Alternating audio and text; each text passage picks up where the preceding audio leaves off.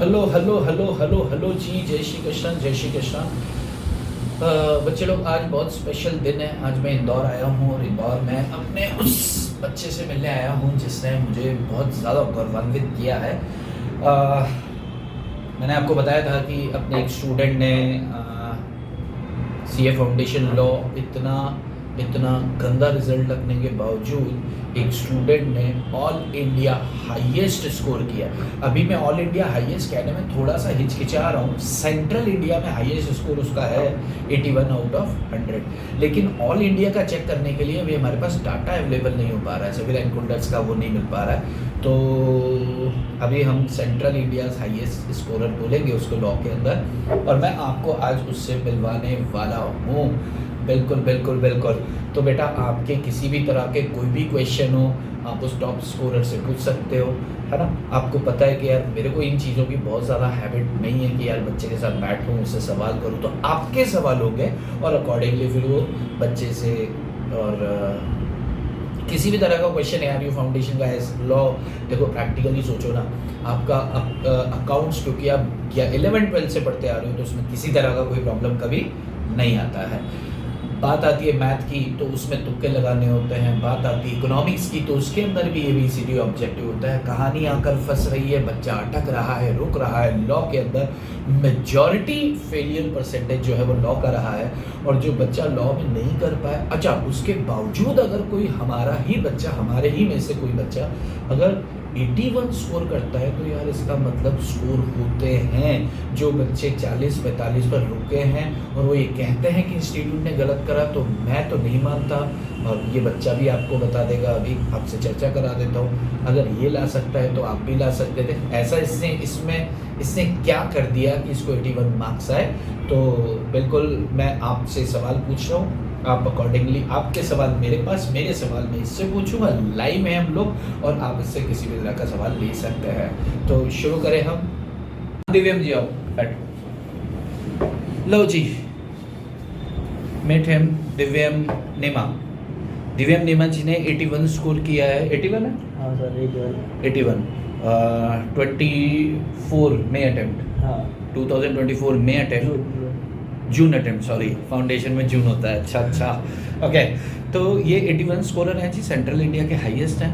तो कैसा लग रहा था सर? बढ़िया एकदम। जब रिजल्ट पता चला तो एकदम लगा ही नहीं कि इतना ज़्यादा नंबर आगे को, तो लग रहा था कि वो बहुत कम। थोड़ी इधर आ जाओ यार, आज के सेलिब्रिटी आप वो प्रॉपर नहीं दिख रहे हो। हाँ जी बोले। मतलब ऐसा लग रहा था कि मेरे को लग रहा था कि बहुत कम नंबर आएंगे, मतलब पास भी हो पाऊंगे ऊपर, फिर एकदम से 81 लगे तो बहुत ज़्यादा खुशी हुई। मैं आपको इनके बारे में एक चीज़ बताऊँ कि ये बच्चा इंदौर में, मैं इनके स्कूल में लेता, अब आपको ना प्रैक्टिकली एक बहुत अच्छी चीज़ बताता हूँ मैं आपको।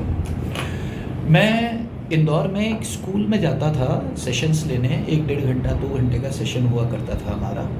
और स्कूल मतलब 12th की क्लासेस में, ये वो 12th की उस समय प्रिपरेशन कर रहे थे, और उस समय 2 घंटे वहाँ पर हम लॉ लेकर आते थे और ख़त्म करके आते थे। तो वहाँ पर ख़त्म किया, फिर उसके बाद इनका 12th का एग्ज़ाम हुआ और मैं पुणे शिफ्ट हो गया। पुणे में मैं आप लोग के साथ था, है ना, मेजॉरिटी पुणे के बच्चों के साथ था मैं उधर। तो फिर इसने बोला कि सर मेरी तैयारी, मैंने यार ऑनलाइन करते हैं, तो ऑनलाइन किया। तब ये लॉ से बहुत डरा हुआ था भाई। एक्चुअली क्या था कि जैसे मैंने आपको बताया कि सभी सब्जेक्ट ठीक है, लेकिन जहाँ तक लॉ होता है वहाँ पे बहुत ज़्यादा लिखना होता है। तो ये बस लाइक बहुत ज़्यादा डरा हुआ था उस समय। तो फिर मैंने इसको बोला यार तू चिंता मत कर, सब हो जाएगा। इसने बोला कि यार आप भी वहाँ चले गए और अब मेरे को दिक्कत आ रहा है ये वो। तो आई सेड कि चल ठीक है, मैं तेरे साथ मेहनत करने को तैयार हूँ, बट फिर तू मेरे को 100 ला के दे। ये अपनी बात हुई थी। हाँ सर, बिल्कुल हुई थी। तो ये हमारे बीच में चर्चा हुई थी कि यार स्ट्रैटेजी तेरी मैं बना के देता हूँ, तो पास है ये लिख के ले ले, तो बस 100 में 100 की मेहनत करेगा। कहता सर 100 में 100 थोड़ी आते हैं। मैंने कहा आएंगे तो करेगा। 16 ठीक है, और ये 19 मार्क शॉर्ट है तो इसको मुर्गा बनाना पड़ेगा। वो तो आप लिखा हुआ एग्जाम में समझ में आया कि गलत लिख दिया था। ओके चलिए, तो अब आपके सवाल लेते हैं जी। दिव्यम जी से आप किसी तरह को कोई सवाल पूछना चाहो तो। यस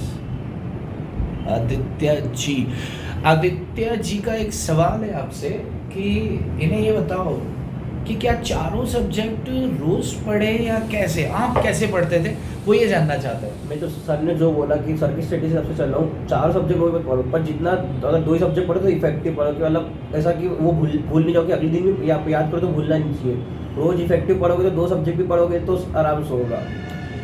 मतलब जैसे 3-3 घंटे अगर चारों सब्जेक्ट ही बच्चा कर रहा है तो कहीं ना कहीं एक कंफ्यूज हो जाता है और कोई चीज़ें ख़त्म भी नहीं होती है। मैंने भी इनको जो स्ट्रैटेजी दिया था उसमें यही था कि यार जैसे जैसे एक एक सब्जेक्ट ख़त्म होता जाएगा ना कॉन्फिडेंस आएगा। अभी प्रैक्टिकली एक दिन में अपन चारों सब्जेक्ट ले रहे हैं और at the end of exam तक हमारा एक भी सब्जेक्ट कंप्लीट नहीं हुआ। इससे अच्छा हम 2 सब्जेक्ट एक पूरा दिन बहुत बड़ा होता है और 2 हाफ डेज के अंदर हम एक हाफ डे में एक सब्जेक्ट ले रहे हैं, दूसरे 15 दिन के अंदर एक सब्जेक्ट खत्म होगा ना, इतना कॉन्फिडेंस आता है, इतना कि यार अब तो हम लगा देंगे लग्गा। ऐसे ही होता है। हाँ सर। और अगर कोई सब्जेक्ट खड़ा रहता है ना तो सारे सब्जेक्ट खड़े तो ऐसा लगता है अभी तो मेरा एक भी कंप्लीट नहीं हुआ। हाँ, बिल्कुल। वो कॉन्फिडेंस को तोड़ता है। तो आपका सवाल बहुत अच्छा था और बहुत अच्छा इन्होंने बताया कि यार सारे सब्जेक्ट मत करो। हालांकि हम लोग ने हमारा तय था और सीए इंटर के अंदर मैं इसको 90 लेके आने वाला हूँ। बिल्कुल सर। तैयारी तो 100 की करेंगे। हाँ बिल्कुल। और नहीं लाएगा तो मुर्गा बनाएंगे यार, है ना, बनता है यार, मेहनत करेंगे बच्चे के साथ तो। अच्छा और कोई सवाल how to write in exam, कैसे लिखें, ये तो सबसे बड़ी समस्या है भाई तुम लोग की। इसमें 2 चीज़ का ध्यान है, थोड़ा सा मैं बताता हूँ, फिर दिव्यम जी आपको बताएंगे कि इन्होंने कैसे इसका तैयारी किया। How to write in exam में आंसर राइटिंग ये कैसे लिख के आए हैं ये आपको बताएंगे। मैं सिर्फ आपसे एक छोटी सी चीज़ बताने वाला हूँ यार, आपकी अगर ग्रामर कमज़ोर है, अगर आपको स्टेटमेंट फ्रेम करना ही नहीं आता, उसमें मैं आपकी कोई मदद नहीं कर पाऊँगा, ना ये कुछ कर पाएंगे। आपको आपको स्टेटमेंट लिखने में दिक्कत आ रही है तो this is like a grammatical issue, उसके लिए कुछ नहीं। हाँ, हाउ टू प्लान आंसर को कैसे प्लान करना है, कैसे करना है भाई मैं बता दूंगा आपको, ये लिखो ये लिखो ये लिखो, लेकिन आपको उसमें इज़ेमार वाजवार विल शैल में ही दिक्कत आ रही है तो उसका तो मेरे ख्याल कोई इलाज नहीं है, वो तो सीखना बराबर। बट अब क्वेश्चन टू यू, आंसर कैसे राइटिंग करते थे आप? देखो पहले सबसे पहले कौन सा भी आंसर तो प्रोविजन लिख दो। आंसर अगर समझ में आ गया कि ये इस चैप्टर से या तो इस टैग का बात पूछ रहे हैं तो समझ लो कॉन्ट्रैक्ट टैग में बेलमेंट का क्वेश्चन है, अगर बेलमेंट का क्वेश्चन तो पहले बेलमेंट का पूरा प्रोविजन लिख दो, फिर जो केस दिया हुआ तो उसको इंटरप्रेट करके लिखो कि वो क्या कहना चाह रहा है, फिर आपका अपना कंक्लूजन लिखो कि उसका आंसर क्या होगा, कि उसने जो क्वेश्चन पूछा कि वो है कि नहीं, वो कॉन्ट्रैक्ट ऑफ बेलमेंट है कि नहीं है।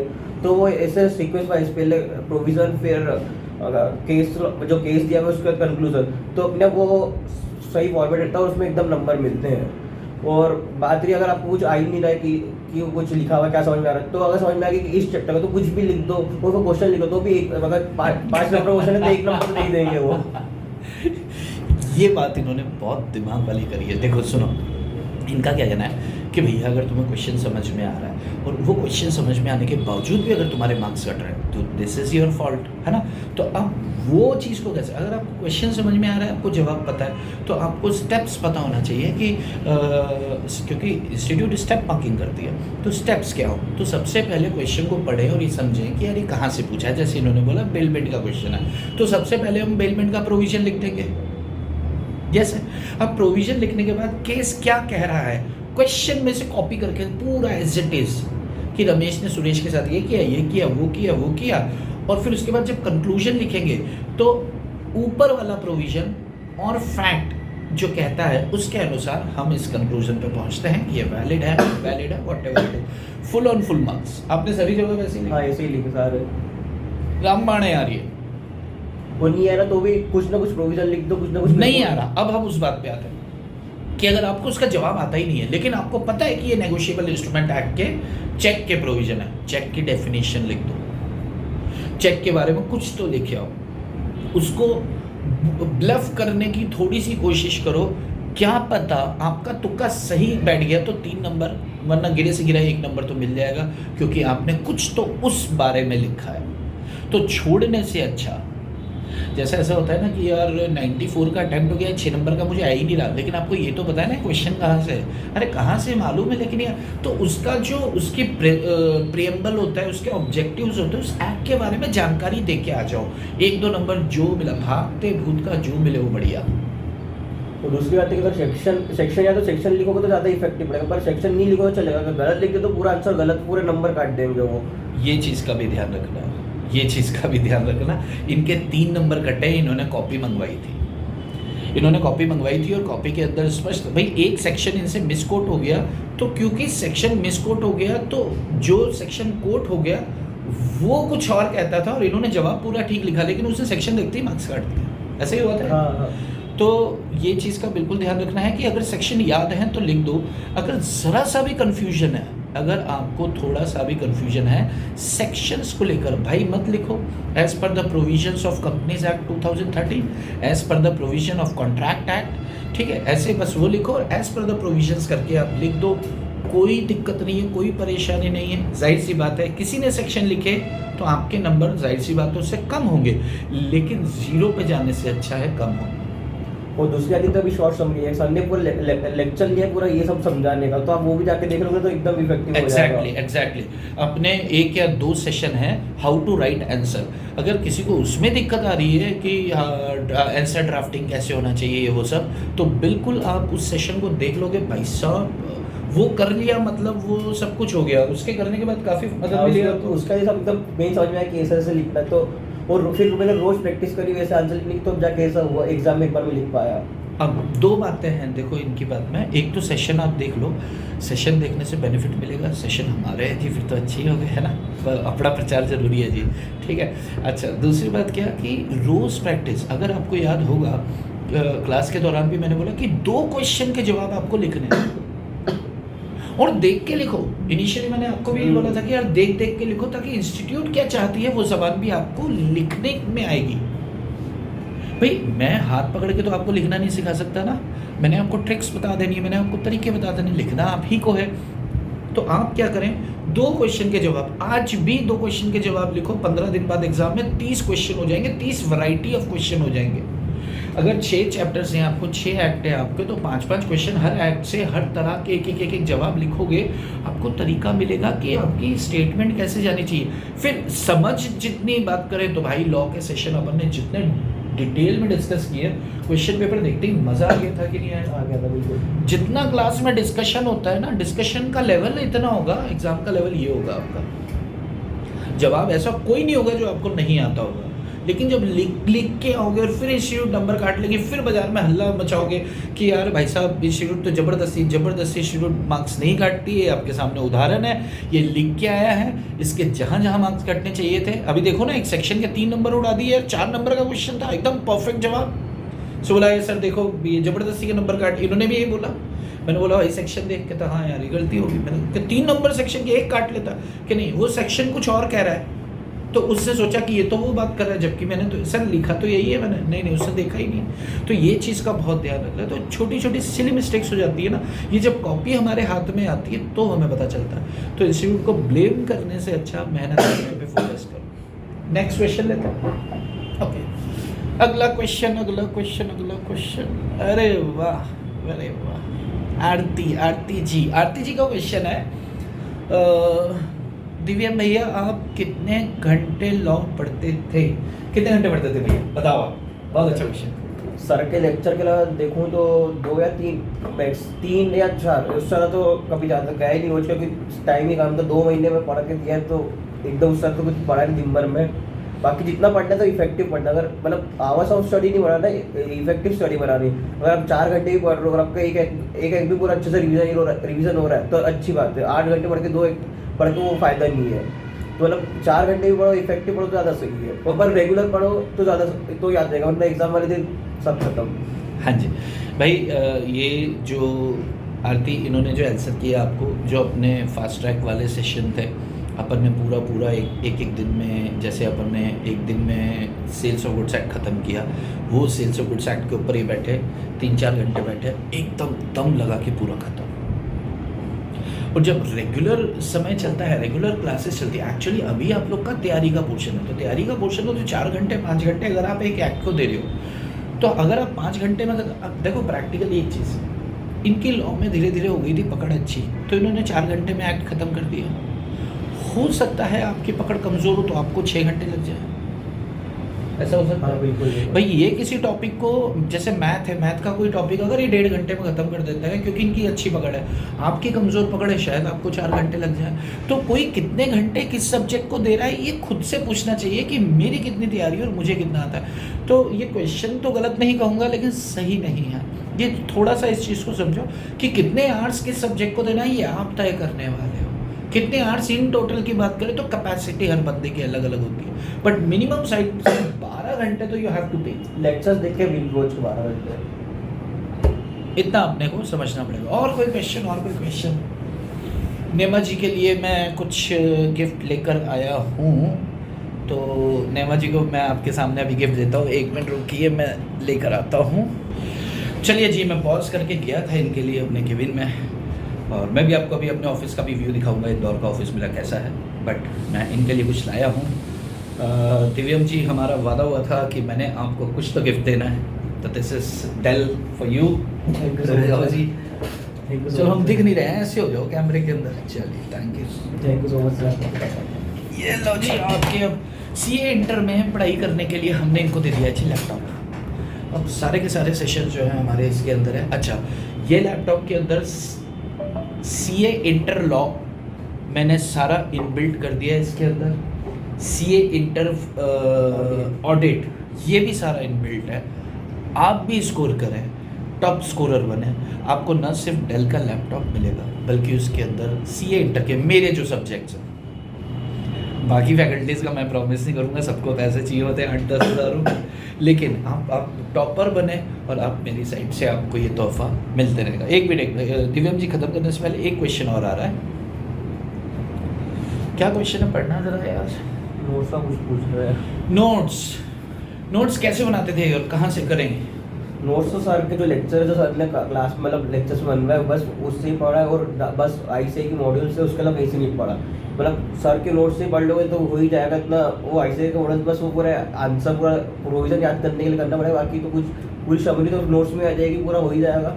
एग्जाम के एक रात पहले ही पूरे नोट्स पढ़ लोगे तो बराबर से पूरा रिविजन हो जाएगा, बाकी कहीं और पढ़ने की जरूरत ही नहीं है। और दूसरा और कहीं से भी पढ़ोगे ना तो कन्फ्यूजन नहीं होगा। सर के नोट्स पूरे कवर है, पूरे मॉड्यूल कवर कर लेते हैं सर के नोट्स, एक चीज़ नहीं छूटती सर। एक मिनट, किसी बच्चे का कहना है कि सर सेलिब्रिटी तो वो है, वो आ नहीं रहा, थोड़ा बीच में आओ यार। ये बच्चे लोग मेरे को ताने मार रहे हैं, थोड़ा सा आगे प्रॉपर दिख जाओ। ओके चलो, अब आ गया सेलिब्रिटी बीच में, बढ़िया यार, हम खोल लो। चल हाँ, तो इनका जो कहना है नोट्स के बारे में 2 बातें कह रहे हैं कि जो क्लास के अंदर मैं बोर्ड पे लिखता हूँ वो आप शॉर्ट में लिख लेते हैं, प्लस अंडरस्टैंडिंग के लिए वो काफ़ी है। बट लैंग्वेज जो चाहिए एग्जाम में लिखने के लिए वो आपको स्टडी मटेरियल से ही मिलने वाली है। स्टडी मटेरियल को गो थ्रू करना ज़रूरी है, लेकिन अगर तैयारी करने की बात करें तो आप जो है नोट से कर सकते हैं। यही बोल रहे हो? हाँ एकदम, बस मतलब एक बार 2 बार, मतलब अगर समय है तो 1-2 बार पढ़ लो मॉड्यूल, बाकी वो नोट से कर लोगे ना तो पूरा रिवीजन आराम से हो जाएगा, अच्छे से हो जाएगा। मतलब कुछ और लिखने की जरूरत ही नहीं पड़ेगी, बस उसके बाद क्वेश्चन की प्रैक्टिस हो जाएगी तो अपने आप सब कुछ कवर हो जाएगा। वो भी क्वेश्चन सर सब करवाई देते, सब सर दे देते, तो मेरा तो हो गया था। और कोई क्वेश्चन है क्या?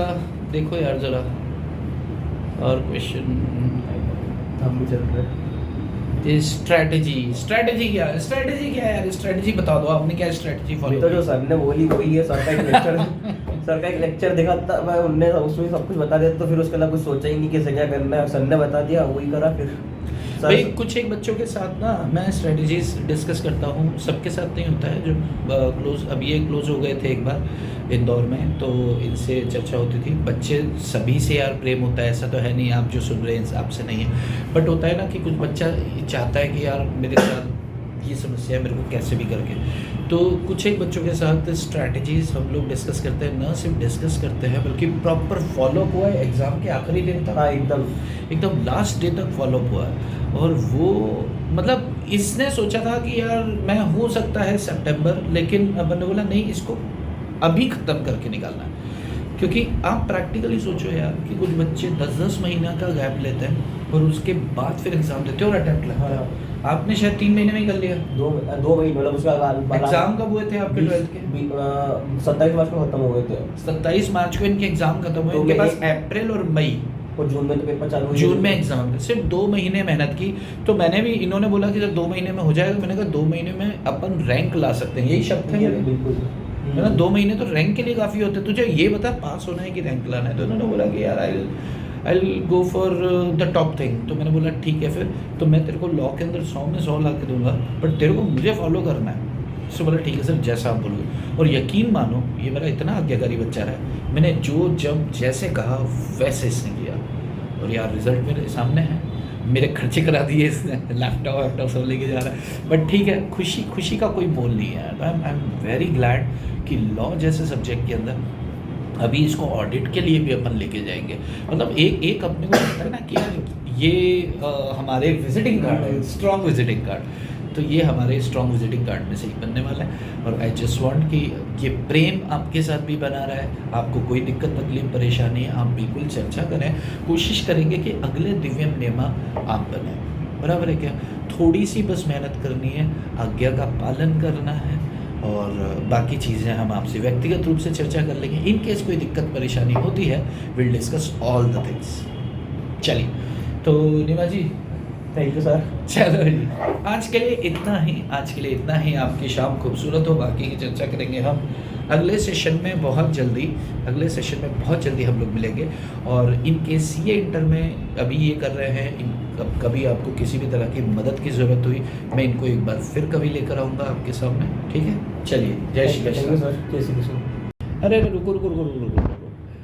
मैं आपको अपना ऑफिस दिखाने वाला था, तो मैं आपको ऑफिस दिखाता हूँ जी आपका। दिव्यम जी आप इधर बैठ जाइए, मैं आपको इनको दिखा देता।